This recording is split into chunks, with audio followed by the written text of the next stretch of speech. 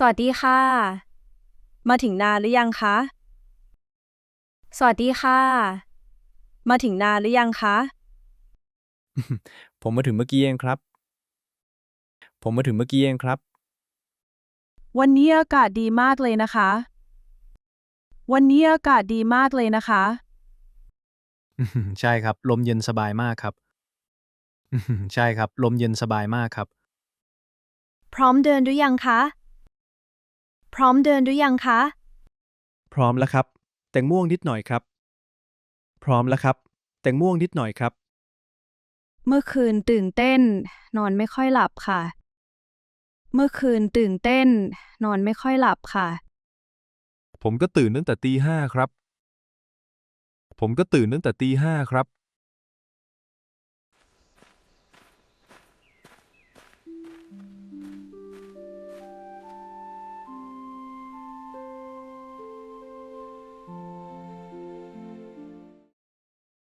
วันนี้เราจะเดินขึ้นเขาประมาณ 6 กิโลเมตรค่ะ วันนี้เราจะเดินขึ้นเขาประมาณ 6 กิโลเมตรค่ะ คิดว่าจะใช้เวลากี่ชั่วโมงครับ คิดว่าจะใช้เวลากี่ชั่วโมงครับ น่าจะประมาณ 4-5 ชั่วโมงค่ะ น่าจะประมาณ 4-5 ชั่วโมงค่ะ ฟังดูท้าทายมากเลยครับ ฟังดูท้าทายมากเลยครับ ใช่ค่ะ แต่เราค่อยๆเดินก็ได้ค่ะ ใช่ค่ะ แต่เราค่อยๆเดินก็ได้ค่ะ ไปกันเลยไหมครับ ไปกันเลยไหมครับ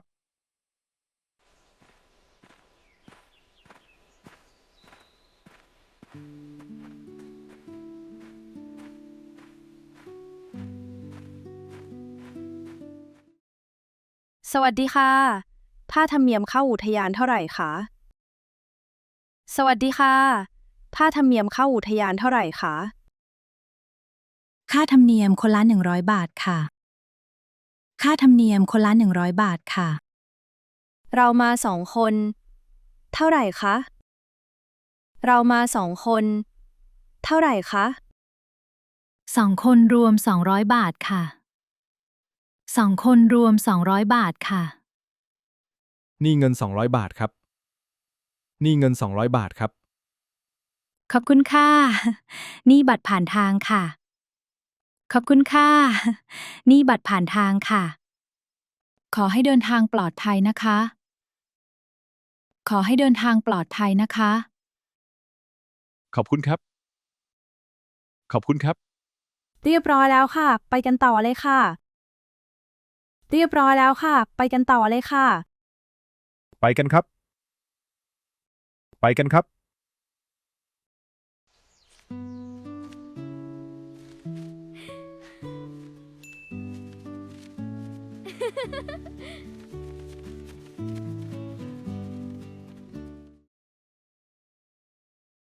ทางเดินช่วงแรกไม่ชันมากค่ะ ทางเดินช่วงแรกไม่ชันมากค่ะ เดินสบายๆได้ครับ เดินสบายๆได้ครับ มีเสียงนกร้องตลอดทางเลยค่ะ มีเสียงนกร้องตลอดทางเลยค่ะ อากาศสดชื่นมากครับ หายใจลึกๆ แล้วรู้สึกดีมากครับ อากาศสดชื่นมากครับ หายใจลึกๆ แล้วรู้สึกดีมากครับ ต้นไม้สูงมากเลยนะคะ ต้นไม้สูงมากเลยนะคะ ธรรมชาติที่นี่สมบูรณ์มากครับ ธรรมชาติที่นี่สมบูรณ์มากครับ คุณชอบเดินป่าไหมคะ คุณชอบเดินป่าไหมคะ ชอบมากครับ รู้สึกสงบครับ ชอบมากครับ รู้สึกสงบครับ และได้ออกกำลังกายด้วยค่ะ และได้ออกกำลังกายด้วยค่ะ ใช่ครับ ดีต่อสุขภาพมากครับ ใช่ครับ ดีต่อสุขภาพมากครับ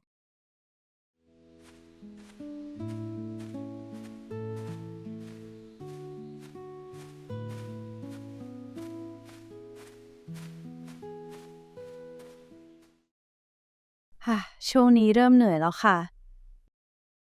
ค่ะ ช่วงนี้เริ่มเหนื่อยแล้วค่ะ ใช่ครับ ท ทางชันขึ้นเรื่อยๆครับ ใช่ครับ ทางชันขึ้นเรื่อยๆครับ เดินช้าๆ อย่ารีบนะคะ เดินช้าๆ อย่ารีบนะคะ ระวังหินลื่นนะครับ ระวังหินลื่นนะครับ ขอหยุดพักสัก5 นาทีได้ไหมคะ ขอหยุดพักสัก5 นาทีได้ไหมคะ ได้เลยครับ เรานั่งตรงนี้กันครับ ได้เลยครับ เรานั่งตรงนี้กันครับ ดื่มน้ำก่อนนะคะ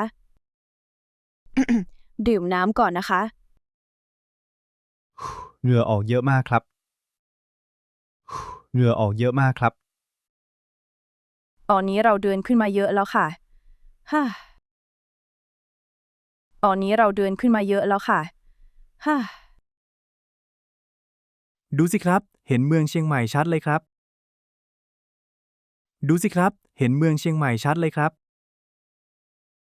วิวสวยมากจริงๆค่ะ วิวสวยมากจริงๆค่ะ ถ่ายรูปอีกสักรูปไหมครับ ถ่ายรูปอีกสักรูปไหมครับ ได้เลยค่ะ ยืนตรงนี้นะคะ ได้เลยค่ะ ยืนตรงนี้นะคะ ยิ้มหน่อยครับ ยิ้มหน่อยครับ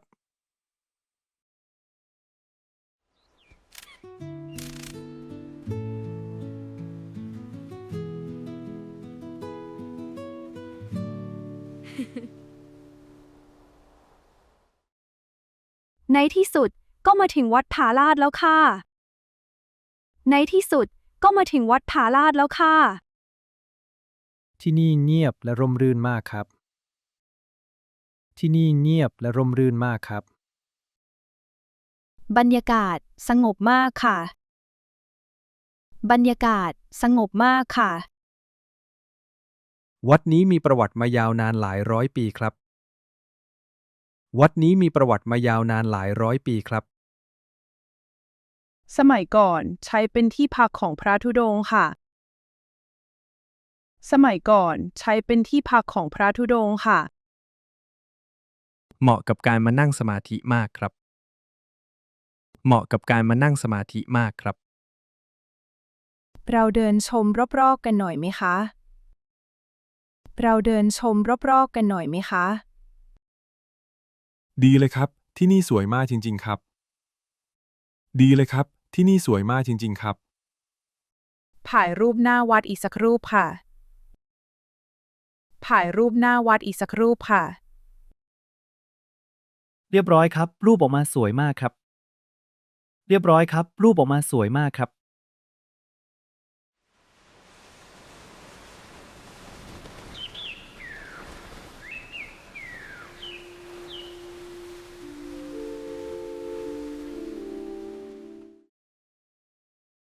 พร้อมเดินต่อไหมคะ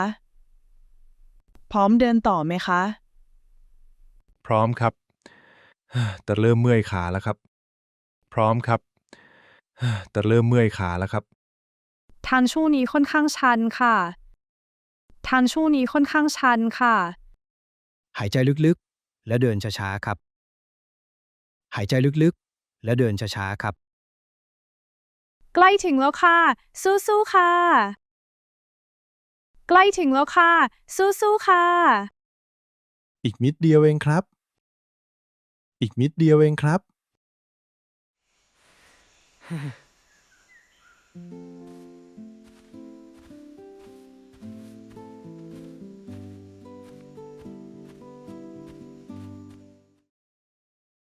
ในที่สุดก็ถึงดอยสุเทพแล้วค่ะ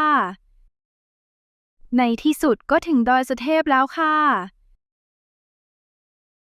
เหนื่อยมากครับ แต่ภูมิใจมากครับ เหนื่อยมากครับ แต่ภูมิใจมากครับ เราพักที่ร้านกาแฟก่อนดีไหมคะ เราพักที่ร้านกาแฟก่อนดีไหมคะ ขอเครื่องดื่มเย็นๆก่อนครับ ขอเครื่องดื่มเย็นๆก่อนครับ สดชื่นขึ้นเยอะเลยค่ะ สดชื่นขึ้นเยอะเลยค่ะ ตอนนี้เราสูงประมาณ 1,000 เมตรครับ ตอนนี้เราสูงประมาณ 1,000 เมตรครับ มองเห็นเมืองเชียงใหม่สวยมากค่ะ มองเห็นเมืองเชียงใหม่สวยมากค่ะ ต่อไปเราไปไหว้พระธาตุกันครับ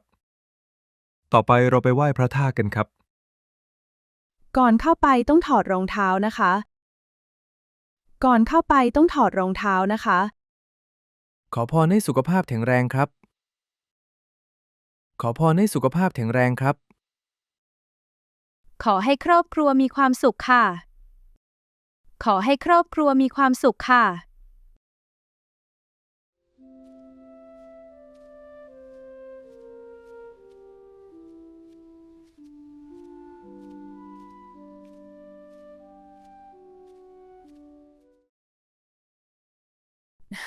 ตอนลงง่ายกว่าตอนขึ้นเยอะเลยค่ะ ตอนลงง่ายกว่าตอนขึ้นเยอะเลยค่ะ แต่ก็ต้องระวังเหมือนกันครับ แต่ก็ต้องระวังเหมือนกันครับ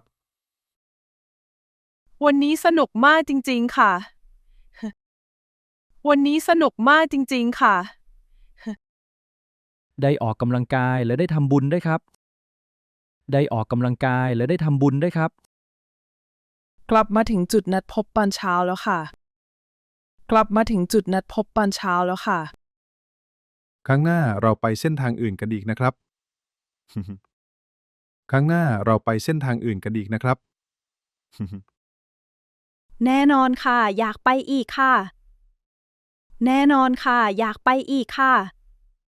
แล้วเจอกันทริปหน้านะครับ แล้วเจอกันทริปหน้านะครับ